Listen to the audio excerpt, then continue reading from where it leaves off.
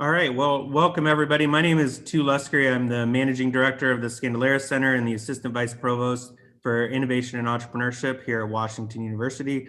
Very excited about today's program, celebrating some of the accomplishments and things that we've been able to achieve with LEAP and the updates.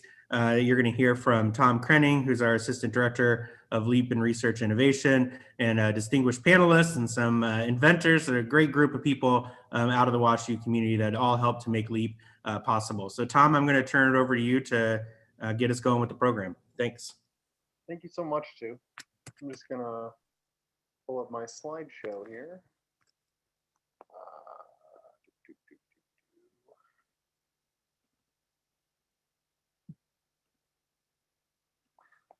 All right. Okay. Yeah, thanks for that too. Welcome everyone. The run of show today is I'm going to do a quick presentation, and then Cardiologica, the team from Cardiologica, will join and give us a brief testimony on their experience in LEAP and what it meant for their project and their company.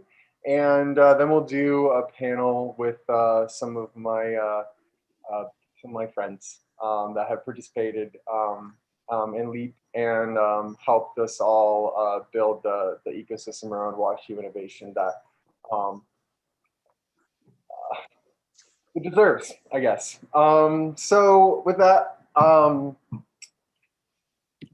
as I'm sure you're all aware, WashU impacts our society through world-class research and breakthrough discoveries, and the Office of Technology Management, which is the Tech Transfer Office, protects and licenses intellectual property that arises from this mission. And oftentimes additional work needs to be identified and completed to make the technology less risky and more attractive to partners.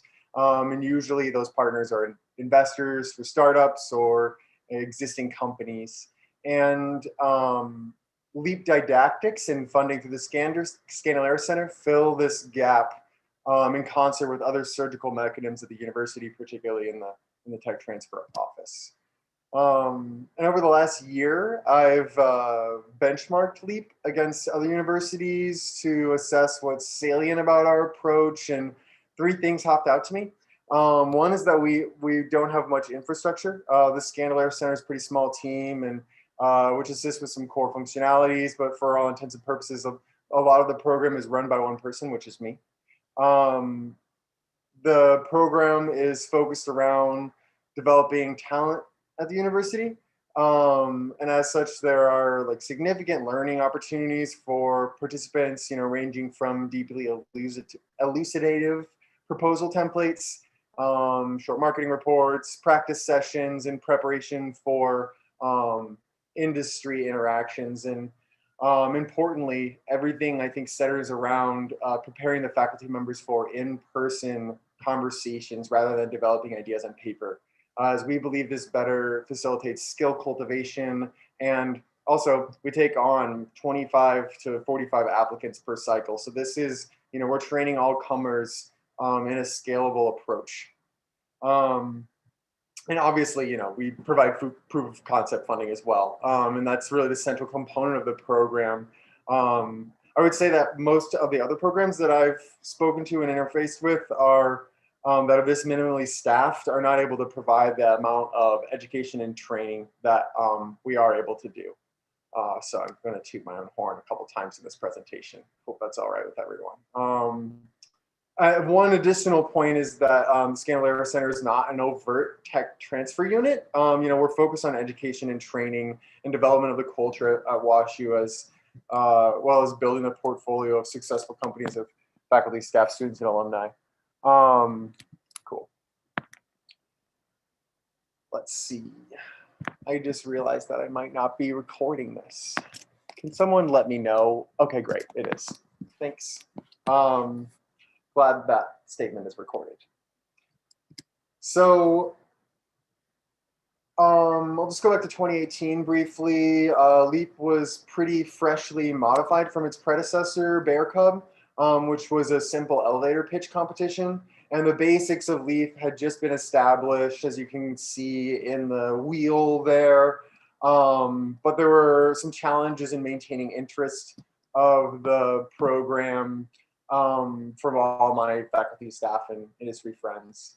And because technology transfer is by definition transitional collaboration, we can only achieve positive outcomes in a program like this because we're able to facilitate a positive collaboration environment between industry and faculty and tech transfer staff, again, which are external to the Scandalaris Center. And so all these stakeholders help deploy our training to faculty and develop projects, execute funding decisions, and continually improve program governance to meet the evolving needs of our stakeholders. And part of our mission also is to nudgingly change the culture of environment with our collaborators. So strategy for enhancements is always emergent to this constantly changing environment. And so again, it's all about buy-in. We developed the following enhancements to increase the value of the program to faculty and tech transfer staff, which we knew would then increase industry interest by putting better framing for our assets. And so briefly, we give brief market report in a detailed but accessible proposal template segmented by technology type as opposed to like a general executive summary. We segment judges heavily at finals by technology area. We developed a program for Olin Business School MBAs and postdocs to support faculty in the program by synthesizing the feedback from industry and providing their insights throughout the cycle.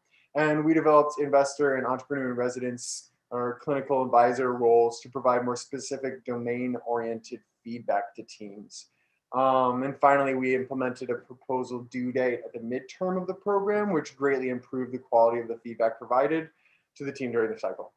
And I think actually the most important thing is that we approached our colleagues with incitement and care and incorporated folks' ideas and helped people feel heard about what they were needing out of this program. And I think that, yeah, like I said, that was actually the most important part.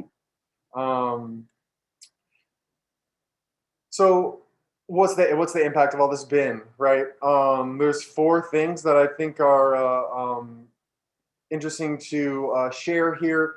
One is that we have found that repeat teams are more likely to win, which we believe indicates the training and feedback we provide is building competency and helping lay the tracks for commercialization. So it's helping the projects themselves and also the actual skills of the investigators and presenters. We found that almost everyone thought that participation was worth the time, regardless of whether they got money.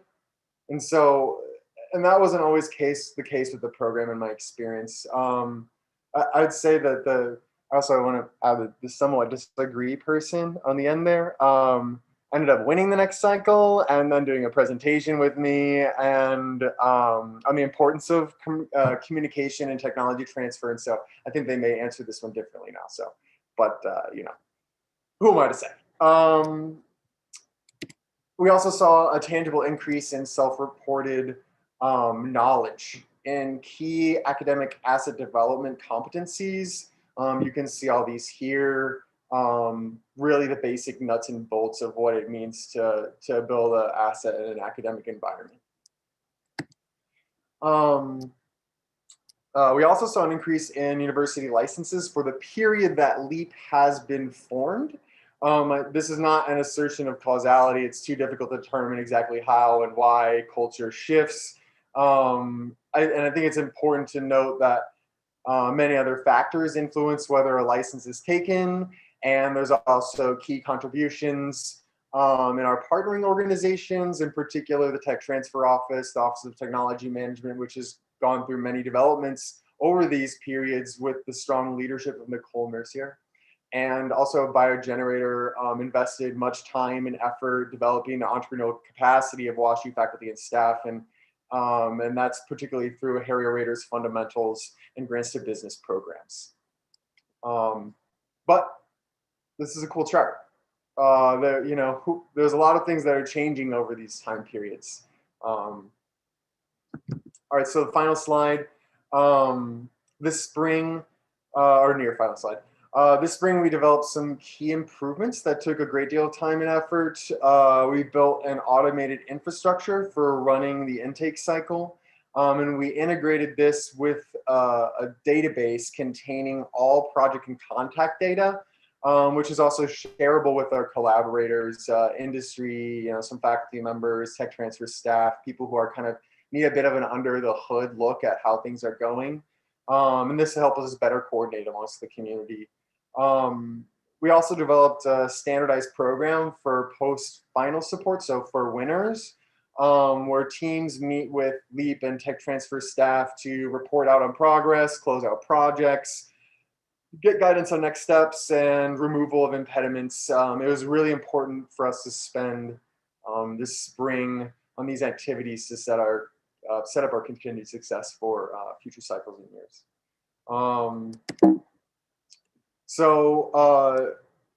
Just want to say thank you really quick to these folks, and there are so many more people who have made an impact with me. All this work has been a huge team effort, and I appreciate everyone who has contributed, which is way more people than I can fit on this slide. I really deeply believe that power is co-created with collaboration. And that's actually the most lasting form of power in the world, and it's far more lasting than the other form of power, which is like power over people. So I think we've built something really special that is going to last as long as we can continue to stick together and collaborate. And I certainly could not have done this without all the people in the community that have contributed. Just for anyone who's a faculty member who's interested in joining on this call and interested in participating in a future cycle, here's the basics of how to get involved. You can go to our website, you can email Mike Sieper, and the program is for intellectual property owned by the university, or if you're developing something that will be owned by the university. With that, I am going to turn it over to Cardiologica, and then we'll do the panel discussion. Yeah. Let me see. I guess I have to stop my sharing. I'm gonna pin. Is Phil here and the Cardiologica team?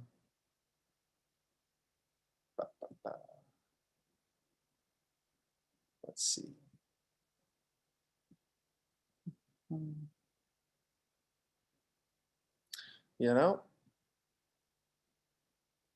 I don't see them or hear them. So I guess we'll move to the panel.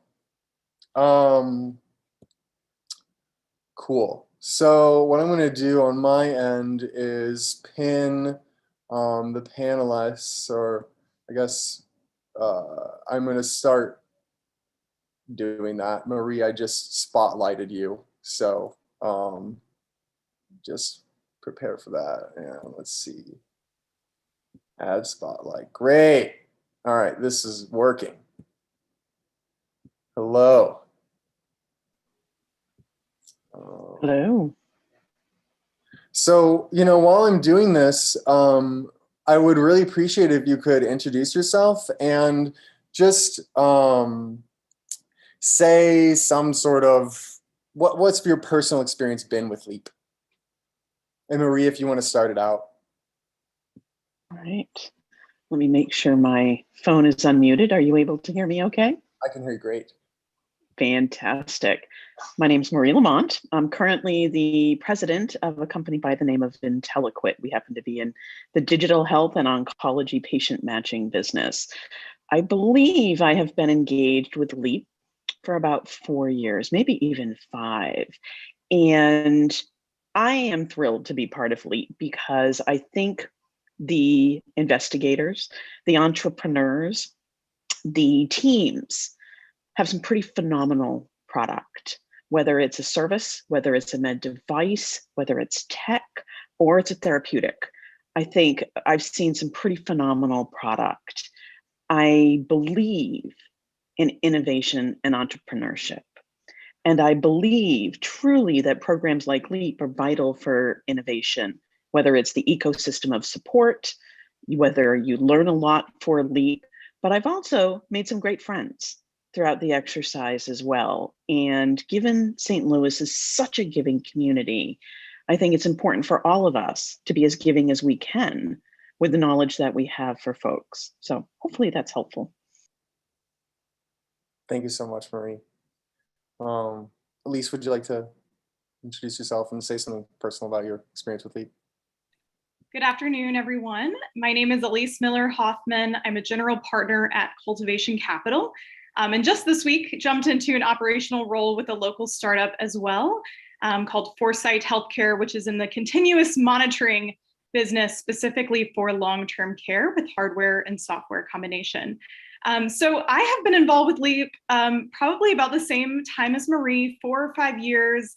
It's been amazing to just see the progression of the program. And I do want to call out Tom for his just incredible dedication, hard work, ingenuity that he brings to this program. It would not be the same without Tom.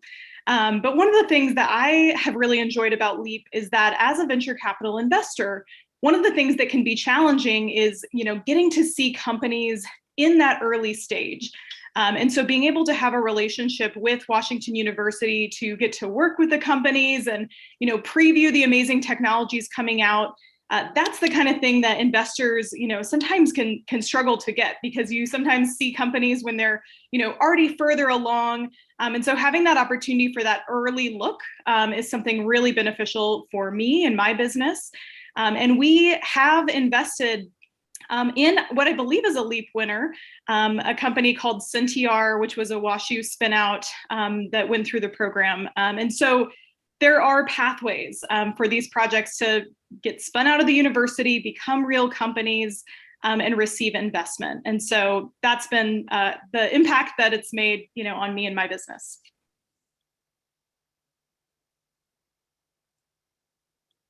And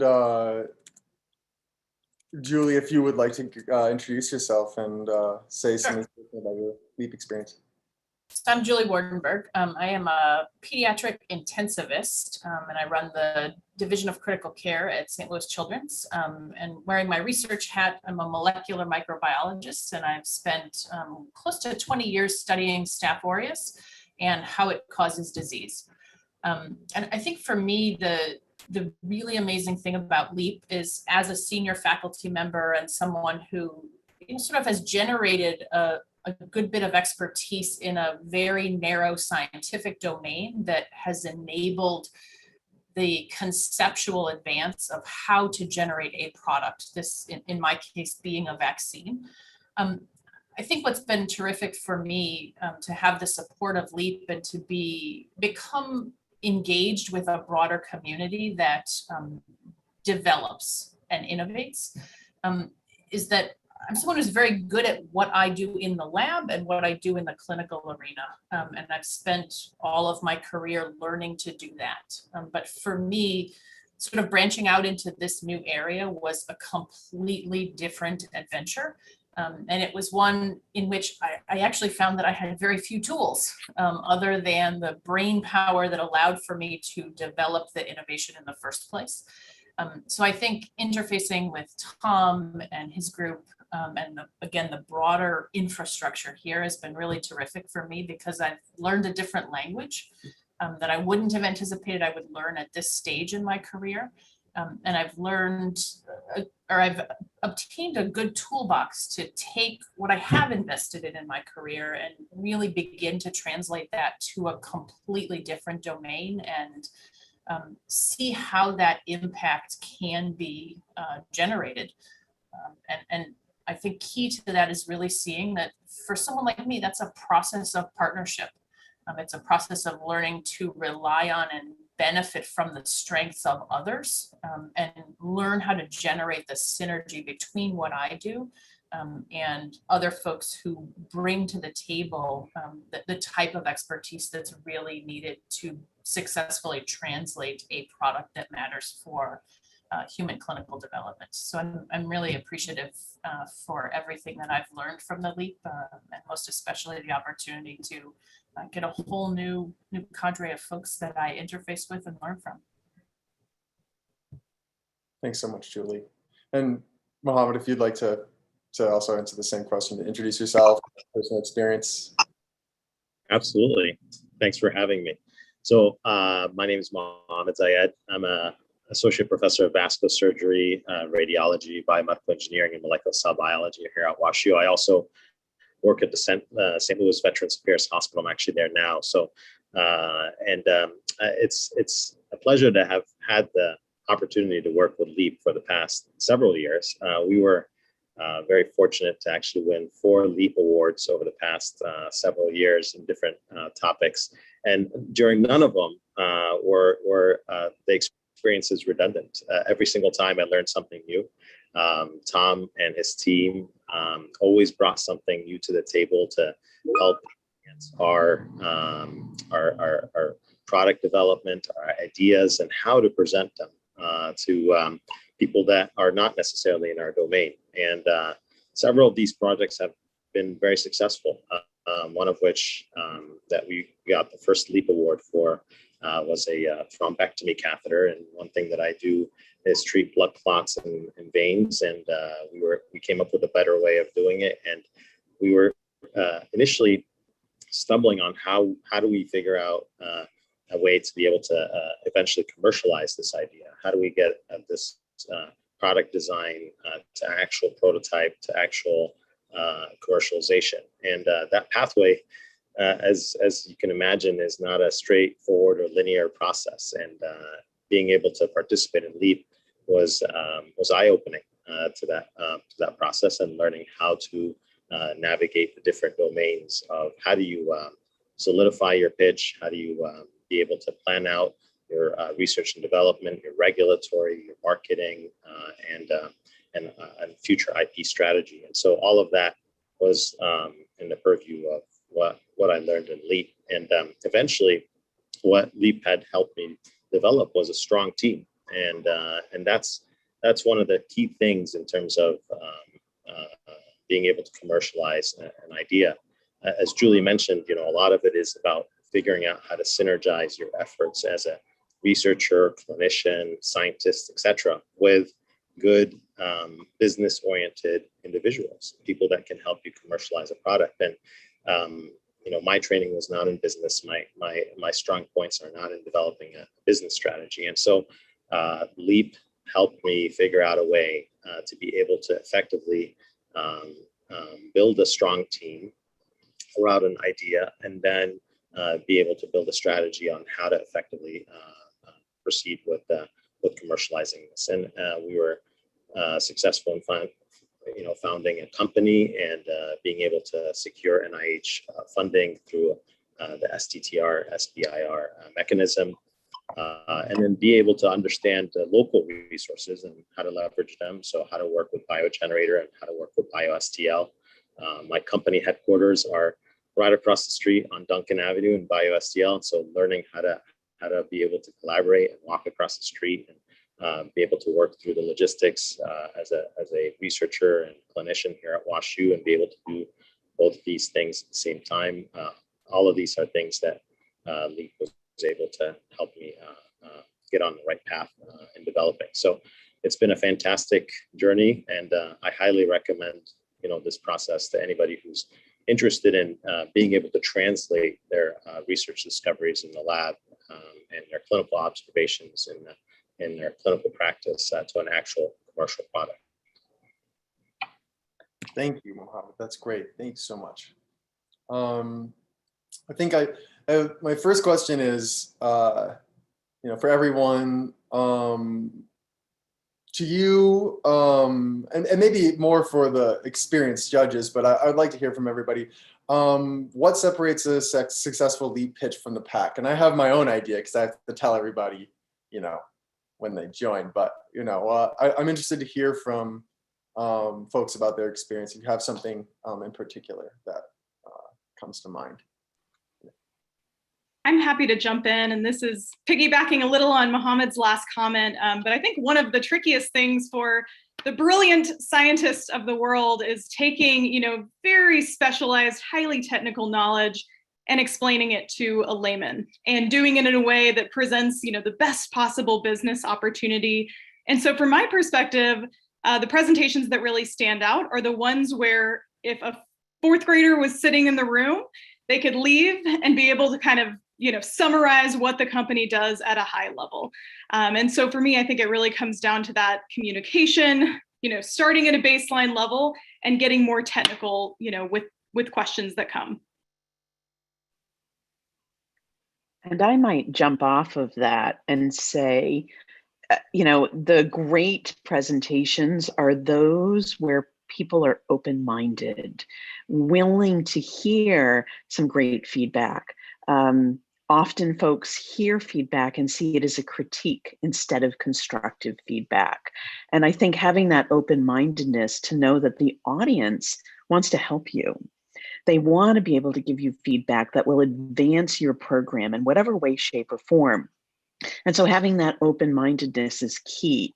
I'd also say being willing to take any contacts or suggestions and run with it. We all have contacts with capital firms, biopharma companies, and we make suggestions of folks to connect with. Take those and run with them. That's a way to further advance your program. I think for me, and I'll just sort of compare the first time I made a pitch to the then refined pitch that was successful. I think I agree with Elise that one of the key elements is really being able to crystallize the key concept in a way that's almost tangible for folks who are not in the domain. But I think one of the pivots that I saw in myself was also being able to anticipate and convey what the future may bring in a way that I think is just, it's different than how a scientist, a pure scientist may do that, because one has to not only be able to provide the conceptual framework, but you have to have a deliverable. And that's very different than how someone like me spends, the past 20 years of my life, which is, yes, there is a deliverable, but it's a paper or it's, it's a finding. And I think being able to shape that framework around what is the real deliverable and how do you anticipate what the path looks like to get there, for me was a really transformative component of sort of the educational process that led to the pitch being more successful. Thank you so much. If you have anything to add, Mohammed, but I just want to say, if anybody has any things they'd like to, other questions in the audience, please just put them in the chat box. I forgot to mention that earlier. One thing I'll add is, in my scientific presentations, and Julie may acknowledge this also, is that we always put our crediting and our team and our acknowledgements usually in the end. It's like, oh, by the way, we did all this work and these are all the people that did it, and we thank our funding agencies, et cetera, et cetera. One of the first things that I think Tom and his team has recommended is put your team and the strengths of the team in the beginning of your pitch.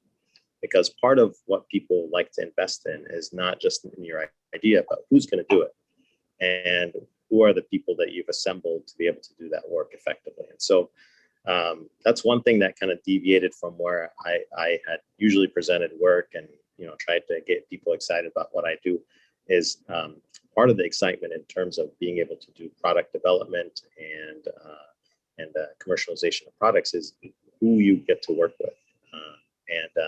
And these are not just scientists or clinicians, but they're business executives or people that are well connected in terms of the innovation community. And so being able to acknowledge these people up front and then be able to leverage their strengths and how your team is going to be able to meet the key deliverables that you hope to achieve with the funding is something that I learned during this process.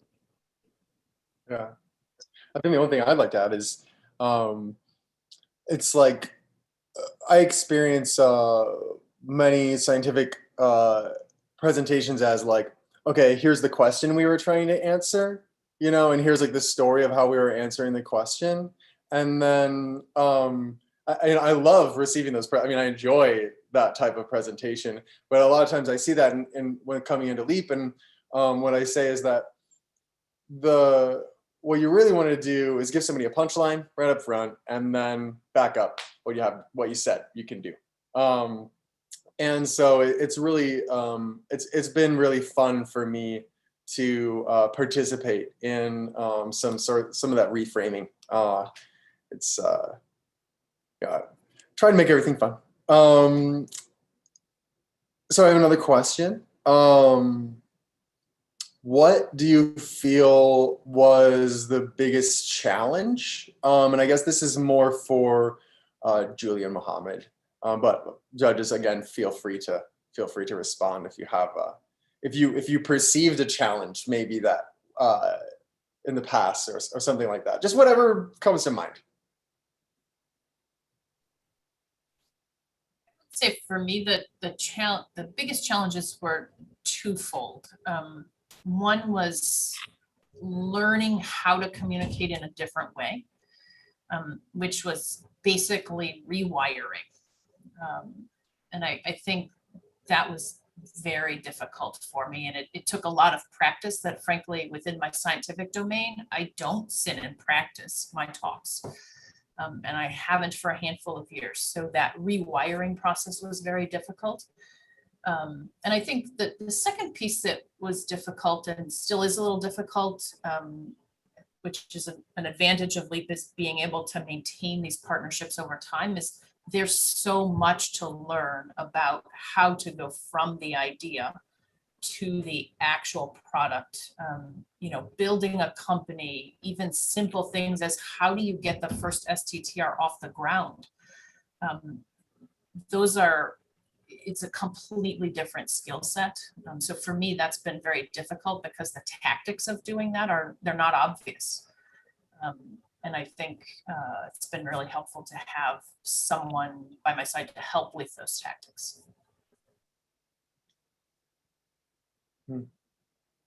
I agree with that very much, Julie. I mean, I think one of the biggest challenges is how do you maintain funding? Like how do you take the seed funding that LEAP gives you to be able to do early feasibility, prototyping, perhaps, or early concept development, and then be able to use that small strategy to be able to then grow something bigger to develop your idea further. And so, or get someone excited to be able to invest in it, and that transition can be challenging. That transition is okay. So you've gotten your LEAP award, you've met your project objectives that you outlined in LEAP, but then what's the next step? And the next step usually is to try to then build some sort of company infrastructure, but that requires resources. And how you acquire these resources, that's the bridge that we often have to think kind of out of the box on how to be able to cultivate. And so, in talking to other investigators here at WashU that were successful before I was, so Jennifer Silva, had gone through this process before I had, and she had given me great advice on how to be able to put together an STTR grant. And one of the things that I learned from her was, you got to get good executive team in place to be able to help you with that. You have to be able to build your company, get the logistics kind of outlined, but then you have to write a good grant, and that involves, getting regulatory consultants. And I was fortunate to get to actually link up with one of my LEAP judges, who is a regulatory expert. So, and I think Melissa may be on the call. So Melissa from Grey Matter, helped us tremendously. And the way I got to meet Melissa was through a LEAP judging session. And so being able to connect with your LEAP judges, other people that you meet at LEAP, also can help you with that process. Although, as Julie said, that is a challenging bridge to cross, and sometimes it requires a fair amount of practice and some setbacks here and there until you can figure out what's the best way moving forward for your particular project. If I might jump in, I have not gone through. Go ahead, Elise.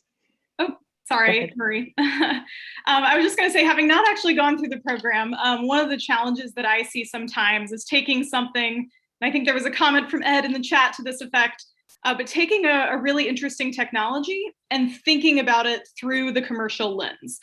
So I love to see things that start with a problem. So maybe you have a physician who's identified something in her practice and decides, I want to create this technology to solve the problem. But then when you look at the commercial side, maybe the market just really isn't big enough to be able to garner technology. Or maybe this is something that would help from a clinical perspective, but it's not going to cut costs or increase revenue. And so maybe a hospital customer wouldn't be interested. And so I think that it's challenging, but one of the things that LEAP helps with is taking it from that, engineering, technology, problem solving stage to, okay, what would it take for this product to be successful? And is it a product or is it a company? Maybe it's a product that could bolt on to an existing company. And so that's a piece that I think LEAP helps a lot with. I absolutely concur. I do think LEAP helps folks make that transition, but I also think LEAP plays an important bridging role with the investigators into the community. Biogenerator is a fantastic resource. There are other resources in town, and LEAP plays a really important role making those bridging steps, because your work in prepping for LEAP is the beginning of your pitch.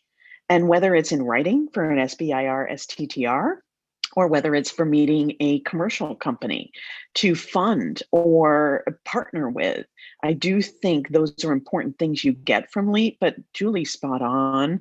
It is hard for folks to make that transition of, here's what I have for a problem, and how do I state it in a way that people can consume who aren't necessarily scientists or who don't understand the mechanism of action, as an example.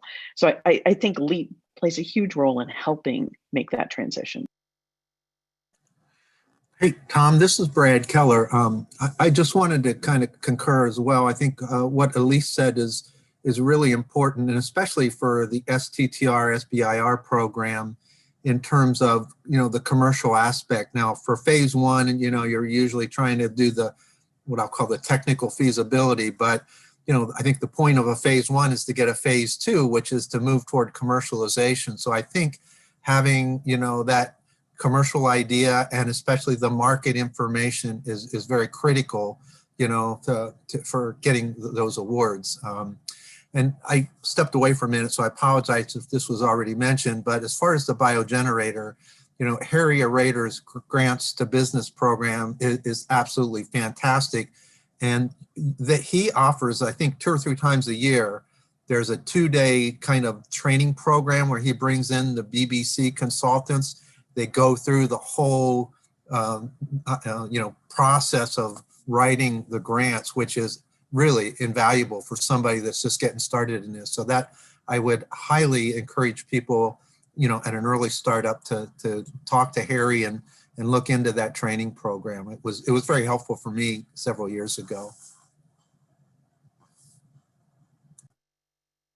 I totally agree with that. I attended the course that Harry organizes, and we actually were selected for that BBC consulting. Not every team gets that, but I mean, if you're able to demonstrate your plan on how to effectively use the consultants to be able to further your application, that's an invaluable resource.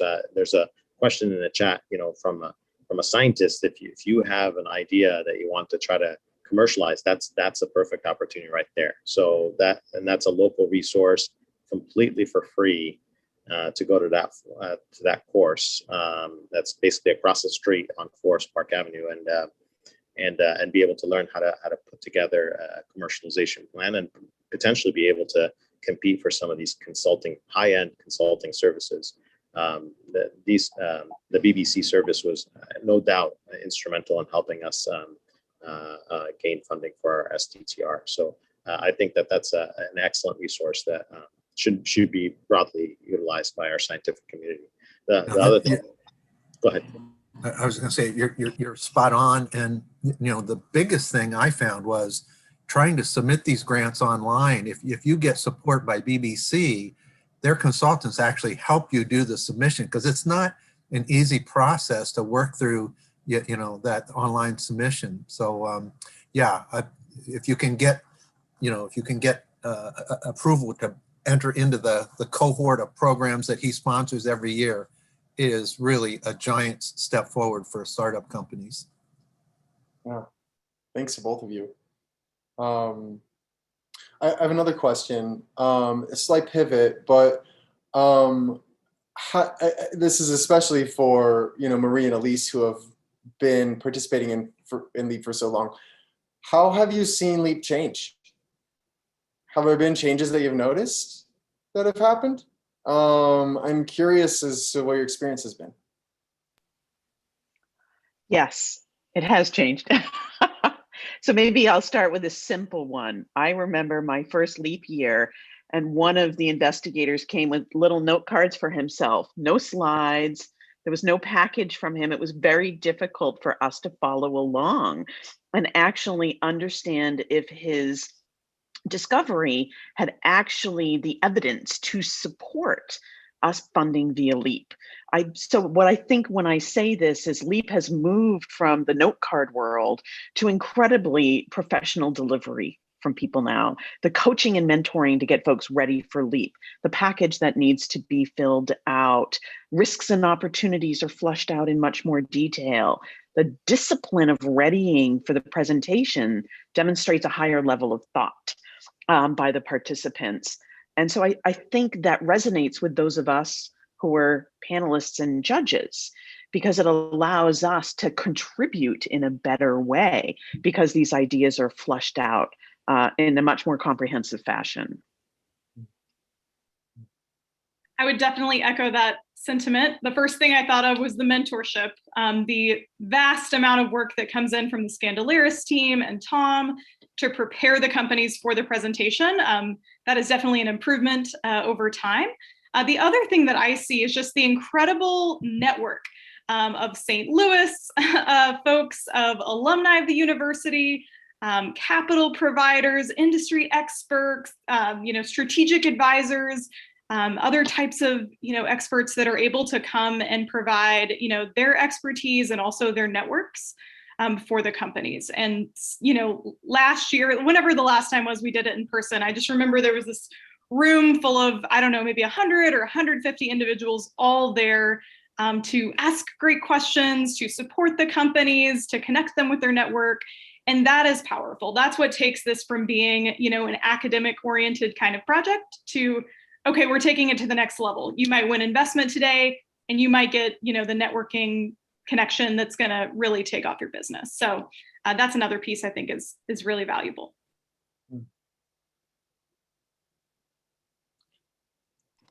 Tom, COVID happened, right? And so you had to change a little bit. So, the online interface, I got to say, was spectacular. You guys figured out a way to be able to air traffic control people into multiple pitch rooms with different judges and different people viewing. That I think it was a seamless operation. I think it worked out really nicely, even in that difficult change of platform. You were able to navigate that process well. So congratulations to you and your team on being able to still conduct LEAP for 2 sessions, basically virtually, but still very successfully. Well, I want to give a shout out to Everett Hall for that, who's a postdoc who's been working with us. Everett is a absolutely phenomenal person in all regards, in my opinion, but also really spearheaded the coordination on that particular, technology thing with Zoom. Really impressive, and also who has been key in developing a lot of the data and infrastructure improvements that I mentioned that we accomplished over the spring. In particular, a lot of that is what enabled me to show you some of those figures at the opening here. So I just want to really deeply appreciate Everett Hall here. I know he's on the call, so hi. So now I have a follow-up question to this. Where are we going from here? So things have gotten better, right? Or we've improved our processes and we're continuing to deliver. I mean, I wouldn't be satisfied with just, okay, now we're doing well and we just do the same thing, right? No, our culture is continually evolving. That's the only constant is change, right? That's what people say. So what do we need to keep doing? What's the next horizon? Any thoughts? I have some. Okay. So I mean, I think that one of the things that I think LEAP does well is that it recruits excellent, people to be able to give tremendous pitches. And in all reality, the projects that come out with the presentations are all incredible, right? Like, there's not one of these presentations that you go like, oh, you know what, that's not really a good idea. All of them are good ideas. It just happens that some of them get judged a little bit better than others, and they end up getting selected for the seed funding. But in all honesty, if there's more ways to be able to fund more of these projects and give more investigators the capacity to be able to do this type of innovation work at WashU and our community, that's going to be multiple seeds to sprout out and provide even further money on every single dollar. And I think that is an opportunity that we should continue to grow, in my opinion. I think that LEAP needs to continue to grow. More funds should be dedicated for this, more resources, and more programs should be funded. And then I think the other thing is that bridge past LEAP. So LEAP does a fantastic job of mentoring investigators who are new to the process of commercialization. And then I think we get to that stage where we need to then take it to the next level and build a company and be able to truly deliver on the initial points that LEAP helps with. So building that bridge to further projects that are delivering on their objectives to LEAP is a mechanism that should also be evaluated and see how do we help investigators reach that next level of being able to build successful ventures that are associated with WashU and the St. Louis community. I'll add to what Mohammed said and suggest that I think continuing to reach out and really get LEAP to be something that everyone on this broader campus knows about is key. Because I think, almost every investigator here has an idea that can and should be able to shape biology, medicine, et cetera. But I think most of us don't tend to innately make the link between how that happens and us sitting in our labs.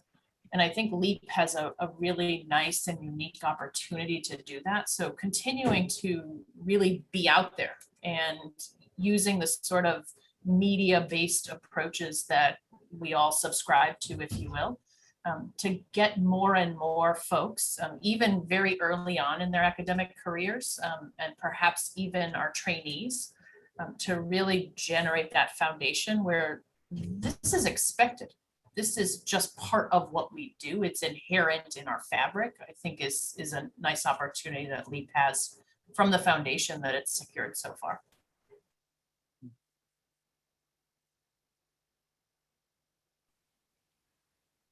I think some of the initiatives you've put in place in the past year or so, the EIR-like roles, the advisory roles, make a huge difference. And that is that part of that evolution of the program.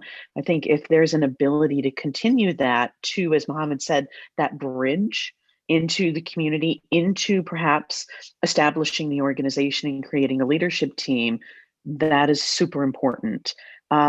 Determining what the size of the purse should be is also important, right? Offering up a secondary program that might offer a larger purse to a smaller group also helps that evolution. So I think those are key points that you can tack on to a lot of what you've already heard.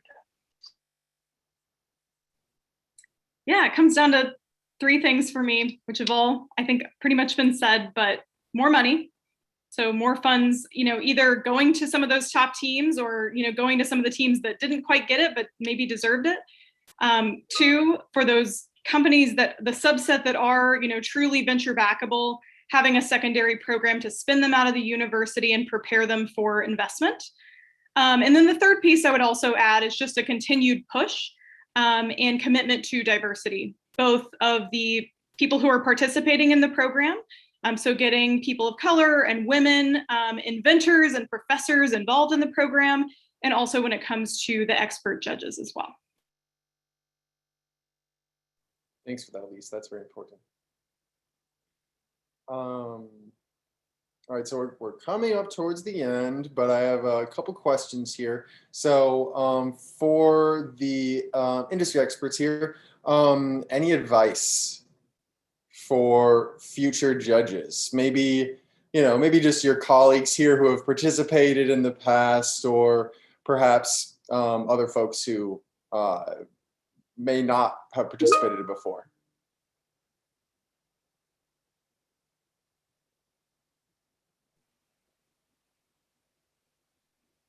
Sure. I was waiting to see if Lisa was going to go. I didn't want to be the first one to answer this time.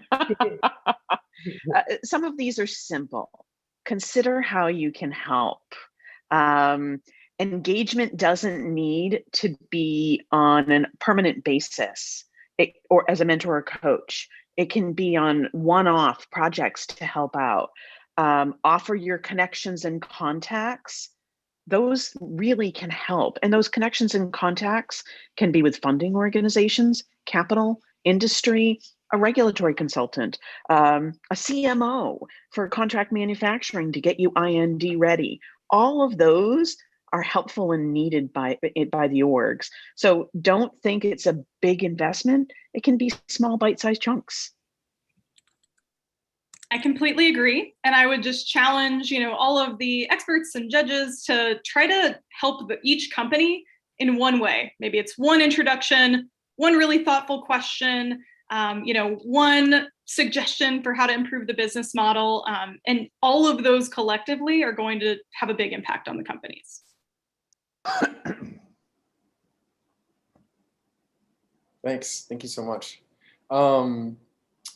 I would, so Phil, would you like to say a few words? Hey, thank you, Tom. I appreciate the chance. Yeah.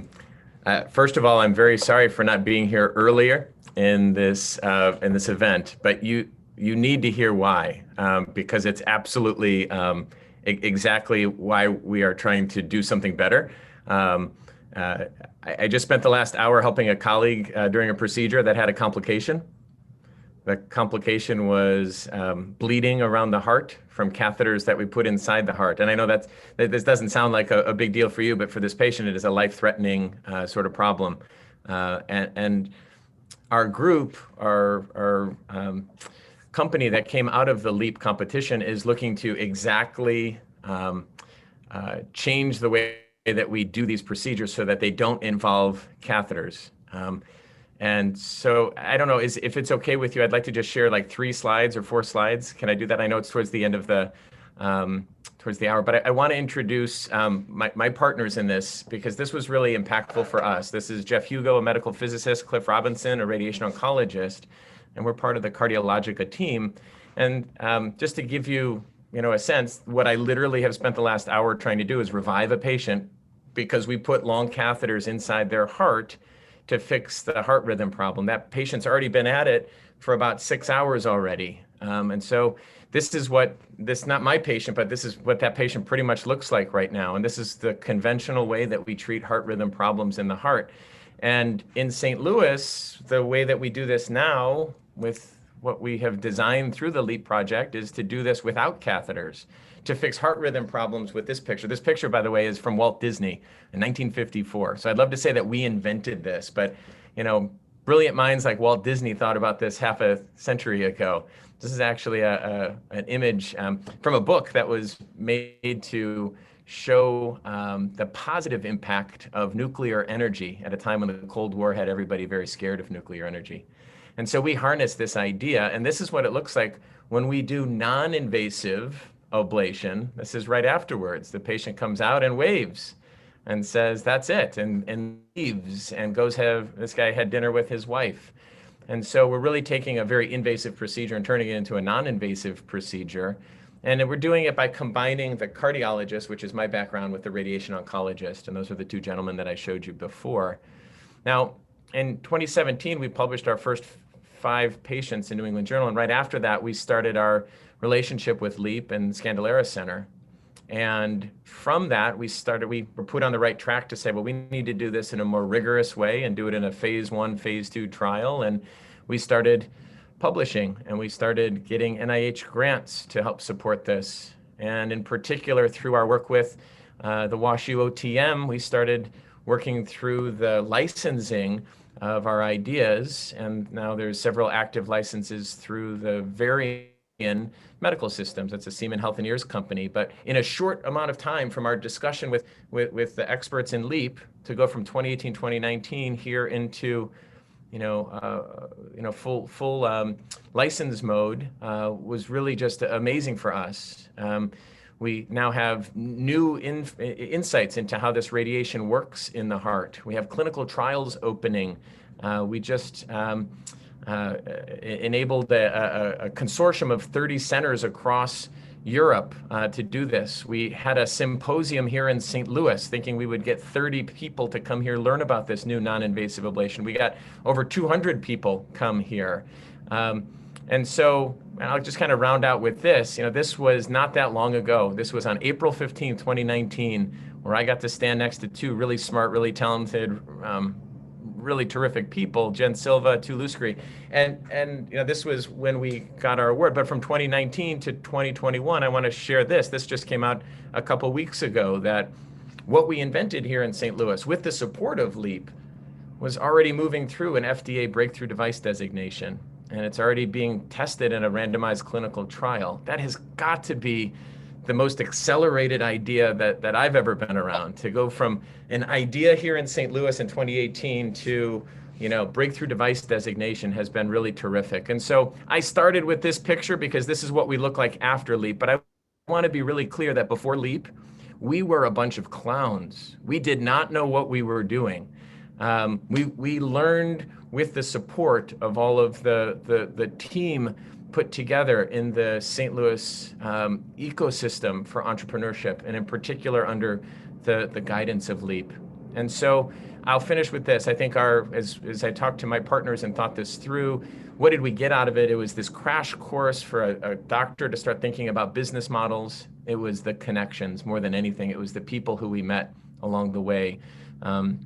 The lawyers, the accountants, the consultants, the mentors that we met along the way, the idea of how to move through these intellectual pathway properties. For many of you on this call, this is second nature. This comes naturally to you, but for clinicians and clinician scientists, this is all very foreign. And so it's wonderful to have these connections and understand how this works. And I think more than anything, as a group, once we started learning from LEAP, it forced us to have this open and honest discussions about what we could and couldn't do, what were our talents and where did we need help, and to be able to be connected in an important way to the St. Louis ecosystem was really the bridge that LEAP provided. And we say this, my group and I say this regularly, that our success has clearly been tied to the experience from LEAP. So Tom, I apologize for being late, but it couldn't have been more apropos for what we have invented and what we have been working through here with your help. I immensely appreciate that, Bill. Thank you so much. Yeah, that means a lot to me. You got me there at the end. We have just like a minute left here. Phil and the other faculty members, I'd like to just, in a word or a phrase, what advice would you give a future participant? What comes to mind just in a quick word or phrase? I mean, for me, I would say, and I have sent several of my trainees to work through the LEAP competition and to learn. And I think for me, it was, be curious, be open-minded, be ready for what comes, be ready for the teaching that you're about to get. Because we oftentimes in medicine and science, we often think, oh, we know everything about the disease. We know everything. We know very little about how to bring a concept and an idea forward to commercialization. And so, as the phrase that, Walt Whitman gets, I guess, quoted with, it's the, be curious, not judgmental, right? So keep an open mind and listen and learn. Thank you. I would just say 2 words. LEAP is transformative support, and I'm very grateful for that. Thank you. Yeah, to add to these excellent comments, I would just say be willing to reinvent yourself all the time. You learn new things all the time, but these are opportunities to allow you to reinvent yourself in a different way. Thank you, guys. All right, I'm gonna do something a little bit unconventional to close it out, unless Stu wants to say any words after this. I would just like everyone to say 1 word about how they're feeling. Can everybody do that? Does that sound okay? Cool. So just, how do you feel now? And we'll see each other again, Marie, you want to start? Positive. Elise? Energized? Julie? Supported. Mohammed? Hopeful. Phil? I'm proud. I would say I'm proud to be part of this group.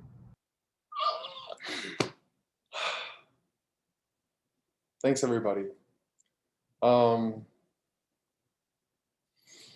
appreciate everyone being here, and I don't have anything else to say. The cycle opens in the fall, and please look at the website to register, and we'll be sending out judges invites as well. Thanks, everybody. And Everyone, thanks, Tom. bye.